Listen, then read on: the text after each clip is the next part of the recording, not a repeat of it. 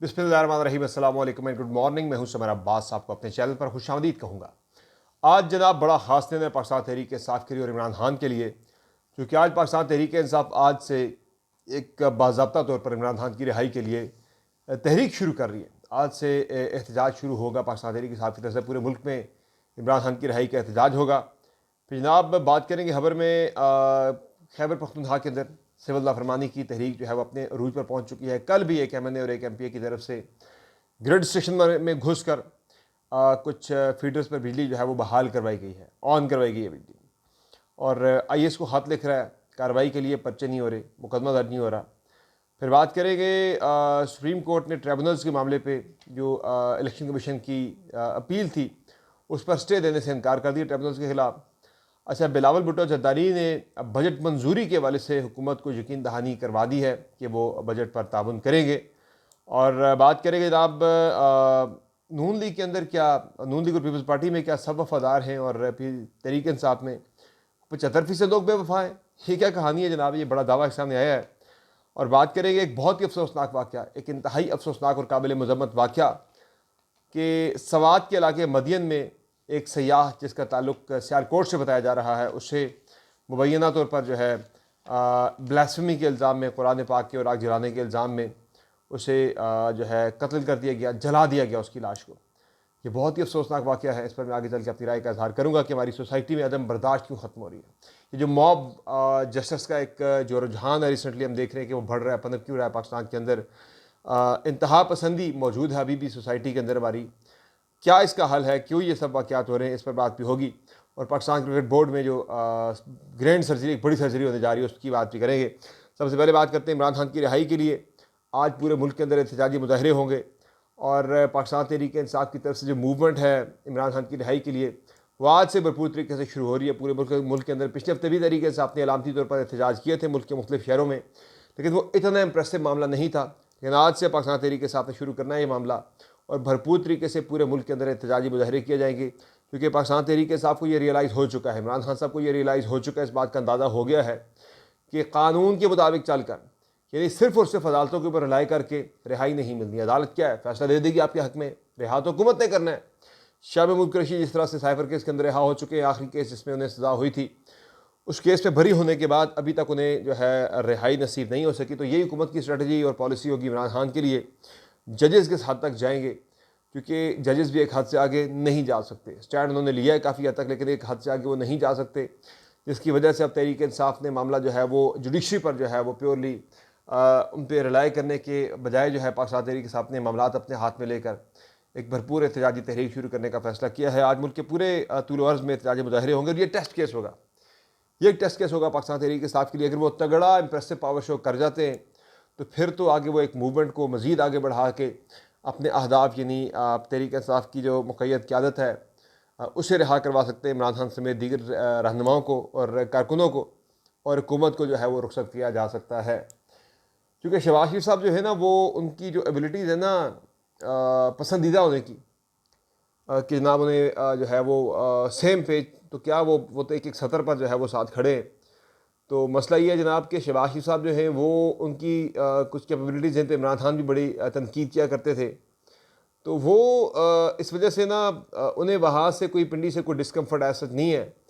तो पार्टनरशिप उनकी जो है वो तोड़ने के लिए तहरीक इंसाफ को जो है वो, मुझे लगता है कि ये जो कन्वेंशनल जो तरीक़ाकार हैं मूवमेंट चलाने की, उससे ज़रा बाहर निकल के out of the box solution के बारे में सोचना होगा जनाब, ये कैसे तोड़ी जाए पार्टनरशिप शहबाज शरीफ की हुकूमत को के खात्मे के लिए, हुकूमत के खात्मे के लिए तहरीक इंसाफ को ना ज़रा लगता है कि जो शहबाज शरीफ साहब की जो गवर्नमेंट है उसका जो सहारा मेन जो है वो पीपल्स पार्टी है। पीपल्स पार्टी के पीछे एक और जो बड़ा सहारा है वो पिंडी है। तो वो पिंडी से जब वो सहारे से महरूम कर देंगे हुकूमत को, तो हुकूमत खुद ही ड्रम करके गिर जाएगी, जिस तरह 2022 में हुआ था कि इस्टेब्लिशमेंट की सपोर्ट बिल्कुल थी, लेकिन वो सपोर्ट विड्रॉ हुई, और सिर्फ विड्रॉ नहीं हुई बल्कि वो अपोजिशन की तरफ जब चली गई तो हुकूमत का खात्मा कर दिया गया 9 अप्रैल 2022 को। अच्छा चले, अब ज़रा बात कर लेते हैं ये मूवमेंट कामयाब होगी या नहीं होगी। इस मूवमेंट में मैं जिस तरह पहले बात कर चुका हूँ, सिर्फ मामला यह है कि पंजाब अगर निकलता है, बड़े पैमाने पे लोग पंजाब के अंदर निकलते हैं, तो फिर तो इस मूवमेंट की कामयाबी के हवाले से गुमान किया जा सकता है तहरीक इंसाफ के कैंप के अंदर। वरना अगर ये मूवमेंट भी कामयाब नहीं होती तो फिर जो है मामला फिर मुफाहमत की तरफ जाएगा। फिर इमरान खान साहब को शायद कोई मुफाहमत से मुराद ये नहीं है कि कोई डील कर लें बाहर आने के लिए, लेकिन बाहर आना ज़ाहिर एक पैकेज का हिस्सा होगा, उसमें बहुत सारी चीज़ें और भी शामिल होंगी। फिर रिहाई जो है मुझे फ़िलहाल होती हुई नज़र नहीं। या इमरान खान साहब को साल, 1.5 साल, 2 साल मज़ीद जेल काटनी है। वो कह तो रहे मैं जेल काटूँगा, अगले कई 100 साल तक काटने को तैयार हूँ, लेकिन यह है कि दूसरा रास्ता जो है फिर वो सिर्फ मुफाहमत का रास्ता ही बचेगा। अब वो फ़िलहाल तो इमरान खान के मूड जो नज़र आ रहा है वो मुफाहमत के मूड में नहीं है। देखते हैं हालात क्या बनते हैं पाकिस्तान में आने वाले दिनों में। बाकी जनाब मैं पहले ज़रा बात कर लूँ, ये जो सवात में एक सयाह का, एक टूरिस्ट का कत्ल किया गया है, मदीन का इलाका है कि जहाँ इस टूरिस्ट जिसका ताल्लुक सियालकोट से बताया जा रहा है, इस पर इल्ज़ाम ये लगाया गया जनाब कि इसने नाउज़ुबिल्लाह कुरान पाक के औराक को इसने जलाया है। तो उसके बाद फिर मॉब इकट्ठा हो गया। मॉब जस्टिस आपको पता है पाकिस्तान में तो बड़ा जनाब ये बड़ा पॉपुलर है कि मॉब जस्टिस के मॉब जो है हजूम इकट्ठा होकर 150-200 बंदों का, वो बंदे को इतनी बुरी तरह से तशद्दुद करके मार देते हैं जनाब। इस बंदे के साथ भी ये हुआ जनाब कि इस पर इल्ज़ाम लगा कुरान पाक के औराक जलाने का। फिर एक हजूम ने इसे घेर लिया, पुलिस ने इसे हजूम से छुड़ा के पुलिस थाने ले गई, लेकिन हजूम ने थाने पे धावा भोला, थाने को आग लगाई, थाने को जो है वो जलाओ घिरा हुआ। इस बंदे को निकाल के मार के तशद्दुद करके मार के कत्ल करके उसकी लाश जला दी गई। ये कौन सी सोसाइटी में हम रह रहे हैं जहाँ ना कोई इंसान महफूज है, जहाँ ना कोई जानवर महफूज है। अगर बंदे ने तौहीन कुरान पाक की थी, अगर कुरान पाक की उसने बेहुरमती की थी, तो यार कानून मौजूद है पाकिस्तान के अंदर, यार कानून मौजूद है। आप खुद अपने हाथ में क्यों कानून को लेते हैं? कानून मौजूद है, आप शिकायत दर्ज कराएं, बंदा गिरफ्तार हो जाएगा, उसको सजा हो जाएगी। ये इंसानों के लिए कोई इख्तियार नहीं किसी इंसान को जनाब कि वो कानून को अपने हाथ में लेकर लोगों के जो है वो गर्दनें उतारता फिरे और लोगों के जो है वो उनको उनकी लाशों को या उन्हें ज़िंदा जो है वो जला दे, दरगोर कर दे। ये एक तबाहकुन जो है वो मैं समझता हूँ कि नतीजे की तरफ, एक तबाहकुन सूरत हाल की तरफ हमारा मुआशरा, हमारा मुल्क बढ़ रहा है। इससे पहले कि पूरे मुल्क को लपेट में ले ले, हमें लगता है कि ये जो एक्सट्रीमिज़म हमारी सोसाइटी के अंदर ना, एक इंतहा पसंदी, इंतहा पसंदाना सोच हमारी सोसाइटी के अंदर जो मौजूद है, इसका ख़ात्मा, इसका काला कमा बहुत ज़्यादा ज़रूरी है।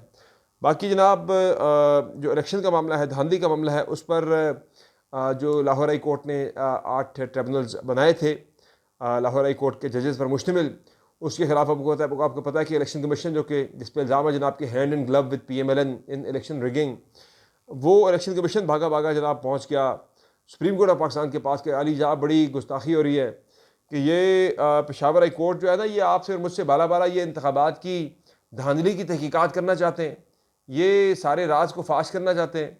तो मेहरबानी करें जनाब, इनको तो ज़रा फारिग करें। तो अब जनाब ये हुआ है कि इस हवाले से क्या कहते हैं इसको, सुप्रीम कोर्ट में समाअत भी थी। तो इस समाअत में जो ये हुआ है कि सुप्रीम कोर्ट ने ट्रिब्यूनल्स के ऊपर जो है स्टे मांगा गया था इलेक्शन कमीशन की तरफ से कि फ़िलहाल जो ट्रिब्यूनल बने हैं लाहौर के अंदर और पूरे पंजाब के अंदर, इन ट्रिब्यूनल्स को काम करने से रोका जाए। तो चीफ जस्टिस ने ट्रिब्यूनल्स को काम करने से नहीं रोका, स्टे ऑर्डर जारी नहीं किया, बल्कि उन्होंने कहा कि chief justice Peshawar high court chief justice Lahore high court और इलेक्शन कमीशन के काम अगर आपस में बैठ जाएँ तो आपस में बैठ कर अफ़ाम व तफ़हीम से बातचीत करके इस मसले का हल निकाला जा सकता है। तहम फ़िलहाल ऐसा मामला मुझे नज़र नहीं आ रहा कि जनाब ये लोग बैठ के कोई बातचीत कर सकें। तो फ़ैसला फ़िलहाल समाअत जो है वो इसकी दोबारा होगी और ऐसा कोई फ़ैसला तो नहीं है, लेकिन ये एक चीज़ इंपॉर्टेंट ये थी कि सुप्रीम कोर्ट ने स्टे देने से इनकार किया। इस हवाले से जो ट्रिब्यूनल है वो काम जारी रखेंगे जब तक हतमी फ़ैसला सुप्रीम कोर्ट का नहीं आ जाता। अच्छा मामला यह कि इस वक्त KP के अंदर ना एक बिल्कुल सिविल अनरेस्ट और सिविल नाफरमानी कहा जाता है ओवरऑल अगर आप कहें तो सिविल डिसोबीडियंस की एक मूवमेंट जो है पाकिस्तान तहरीक इंसाफ ने शुरू कर दी है। और इस हवाले से कल शादाना गुलजार साहबा जो है MNA है पाकिस्तान तहरीक इंसाफ की, उन्होंने कुछ लोगों के साथ मुजाहिरीन की मदद से पेस्को ग्रिड से ज़बरदस्ती बिजली बहाल करा दी। शादाना गुलजार ने पहले शेख मोहम्मदी फिर मतनी ग्रिड स्टेशन से ज़बरदस्ती फीडर्स ऑन कराए। MPA समीउल्लाह और अरबाब आसिम भी शादाना गुलजार के हमरा मौजूद थे। मेम्बरान असम्बली ने शेख मोहम्मदी ग्रिड स्टेशन से 6 और मतनी ग्रिड स्टेशन से 9 फीडर्स को ऑन करवाया। अब ये बिल्कुल KP में लोग ना अपने हाथ में चीज़ें ले चुके हैं और वो किसी किस्म के कानून की या कानूनी प्रोसेस की परवाह नहीं कर रहे। तो ये सिविल नाफरमानी की मूवमेंट जो है यही एक ख़तरनाक रुख इख्तियार कर रही है वक्त गुजरने के साथ साथ, और ये ज़्यादा तेज़ होती है तो हुकूमत के लिए मामलात को संभालना ज़रा मुश्किल हो जाएगा। तो इसलिए इस पर कल बात हुई थी मोहसिन नकवी साहब की जो है अली अमीन गंडापुर के साथ, और गंडापुर साहब के साथ भी ये तय पाया था जनाब कि वो बैठ के इस मसले का हल को निकालेंगे। और ताहम फ़िलहाल तो मामला मुझे एक और टकराव की तरफ ही जाता हुआ नज़र आ रहा है। बिजली के मामले के ऊपर कम अज़ कम वो अली में गंडापुर कह रहे हैं कि अगर मेरे सूबे से बिजली की बंदिश जो है वो ना रोकी गई, लोड शेडिंग ना रोकी गई, तो मैं भी बिजली जो है वो नेशनल ग्रिड से बंद कर दूंगा बटन ऑफ करके। बाकी इसके अलावा पीपल्स पार्टी, जिस पे कुछ लोगों ने उम्मीद लगा रही थी जनाब की पीपल्स पार्टी जो है वो बजट के बाद शायद हुकूमत को छोड़ दे, तो फिलहाल तो पीपल्स पार्टी ने फैसला ये किया कि वो बजट के अंदर मुस्लिम लीग नून की जो हुकूमत है उसको भरपूर सपोर्ट करेगी और जो है बजट के ऊपर वोट दिया जाएगा। पाकिस्तान पीपल्स पार्टी की क़यादत ने यानी बिलावल भुट्टो ज़रदारी ने बजट की मंजूरी से मुतल्लिक ताउन की यकीन दहानी करवा दी है शहबाज शरीफ साहब को। ये मुलाकात आज वफूद की सूरत में शहबाज शरीफ साहब ने होस्ट किया बिलावल भुट्टो ज़रदारी और पाकिस्तान पीपल्स पार्टी के दीगर रहनुमाओं को, जिनमें कमर ज़मान कारा गलबन थे। उसमें जो है पाकिस्तान पीपल्स पार्टी के कमर ज़मान कायरा हो गए, नवीद कमर खुर्शीद शाह और कुछ दीगर पीपल्स पार्टी के रहनुमा में मौजूद थे। नून लीग की तरफ से ख्वाजा साद रफ़ीक, इसाक डार और बाकी जो है नून लीग के रहनुमा इस मुलाकात के अंदर मौजूद थे। तो हम इस मुलाकात में यही तय पाया जनाब कि आइंदा के लिए मामला जो है वो फार्म तफहीम से चलाए जाएंगे। पाकिस्तान पीपल्स पार्टी की तरफ से बिलावल भुट्टो ज़रदारी की तरफ से फिर शिकवा किया गया जनाब कि पंजाब के अंदर हमें बिल्कुल दीवार से लगा दिया गया है, उस पर भी यकीन दहानी करवाई गई जनाब कि आपकी बात हम सुनेंगे। लेकिन फ़िलहाल पीपल्स पार्टी को ट्रक की बत्ती के पीछे नून लीग ने लगा रखा है और पीपल्स पार्टी हुकूमत में बैठ के वो सारा गवर्नेंस का बैड गवर्नेंस का जो बैगेज होता है, जो लोड होता है, वो भी अपने सर ले रही है। और ये कहना जनाब कि हम हुकूमत का ऐसा नहीं है, अवाम को सब पता है कि ये हुकूमत आपके सर पे खड़ी है, इसलिए जो ब्लेम है वो पीपल्स पार्टी को भी उतना ही बराबर मिल रहा है जितना मुस्लिम लीग नून को मिल रहा है। तो पीपल्स पार्टी की ये जो सोच है जनाब कि हम बाहर बैठ के तनकीद से बच जाएंगे, तो तनकीद से बचना बड़ा मुश्किल है।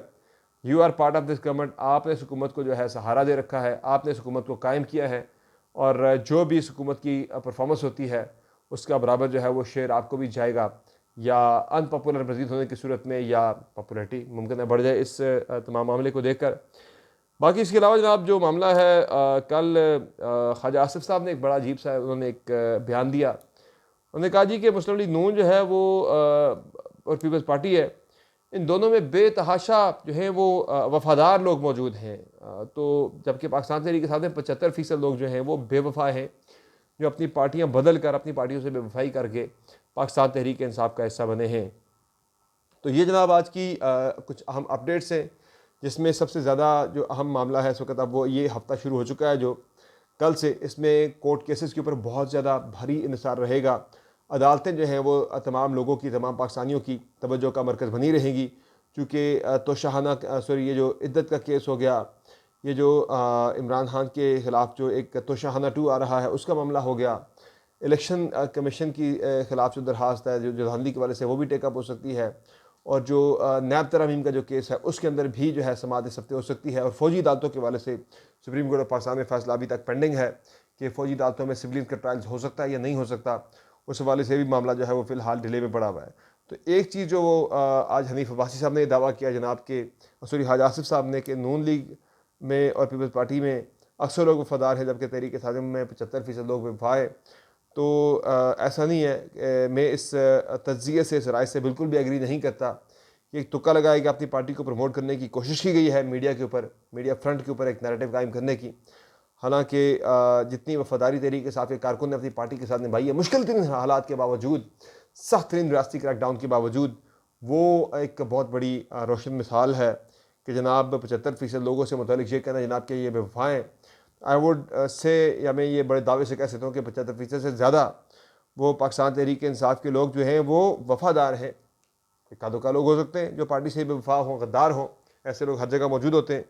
तो ये हफ़्ता बड़ा इंपॉर्टेंट है, अहम तरीन केसेस इस हफ्ते सुप्रीम कोर्ट ऑफ पाकिस्तान में लग रहे हैं। तो ये जो मामला था ट्रिब्यूनल वाला ये भी लग गया, और देखते हैं इस पर आगे क्या होता है। तो आज की इस वीडियो में इतना ही, आपसे फिर मुलाकात होगी अगली वीडियो में। इजाज़त दीजिए, अल्लाह हाफ़िज़।